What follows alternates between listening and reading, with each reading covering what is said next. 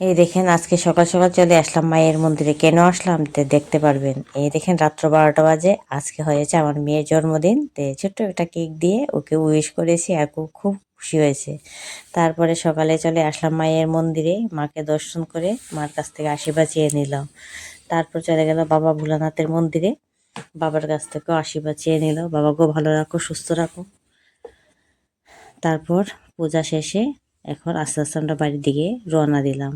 বেশিটা সময় কাটছিলাম না, চলে আসলাম, কারণ পরের দিন এক্সাম আছে, তাই বেশি সময় আর থাকলাম না, চলে আসলাম।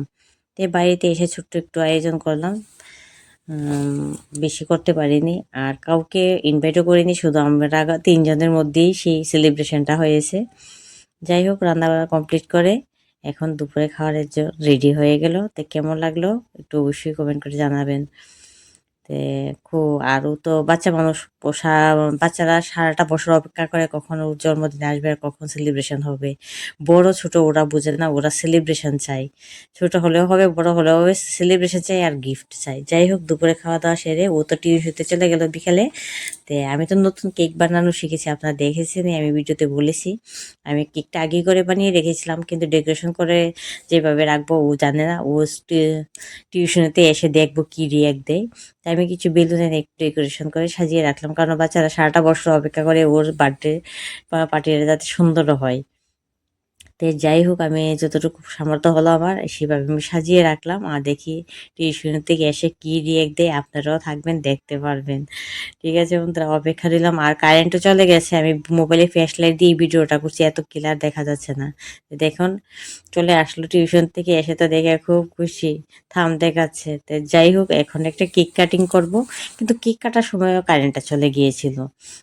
দুই মোবাইলের লাইট দিয়ে তারপরে কেক কাটিং করলাম। কেক কাটার পর আবার চলে আসলো, তারপর ওর ছোট বোনটাকেও নিয়ে আসলো, বলে একা একা কি আর কাটা যায়, আচ্ছা বোনটাকে নিয়ে আসি। বোনটাকে নিয়ে এসে আমরা চারজন মিলে কেক কাটিং করে নিলাম। খুব ভালো লাগলো, সারাটা দিন খুব সুন্দরভাবে কাটলো।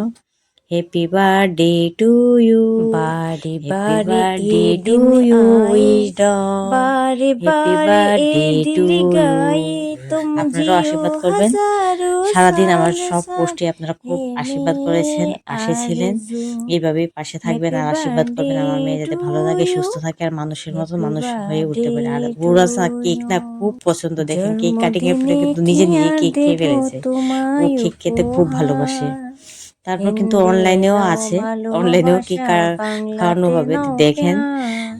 কে কে আছে অনলাইনে দেখতে জন্মদিনে পারবেন। কি আর দেব তোমায় দেখেন ও অনলাইনে উপহার, আছে, ওর মামি, বাংলায় নাও বোন, ভাই, দিদা, ভালোবাসা, দাদু সবাই আছে। হিন্দিতে নাও প্যার। ওদেরকেও মোবাইলের মধ্যেই কেক খাইয়ে দেবে। আমরা যখন সেকেন্ড করোনার টাইম ছিল, তখনও উইজডমকে আমরা প্রথম করোনার টাইমে উইজডমকে অনলাইনে আমরা কেক কেটেছিলাম, আর অনলাইনে সবাই ছিল। এই দেখেন আজকে এই কেক কাটিং এর সময় আমরা ওই করোনার কথা মনে গেছে, করোনার সময় ওকে এইভাবে আমরা তিনজনে অনলাইনে কেক কেটেছিলাম। আর দেখে অনলাইনে আমি স্ক্রিন রেকর্ডিং করেছিলাম, কিন্তু আরেকটা মোবাইলে করেছি, এই মোবাইলে আনতে পারিনি, কারণ পেজ নাই, এত ভিডিও হয়েছে, পেজের জন্য আর ওই ভিডিওগুলি অ্যাড করতে পারলাম না। যাই হোক, যতটুকু পারলাম শেয়ার করলাম। কেমন লাগলো অবশ্যই জানাবেন, ভালো লাগলে লাইক কমেন্ট শেয়ার দিয়ে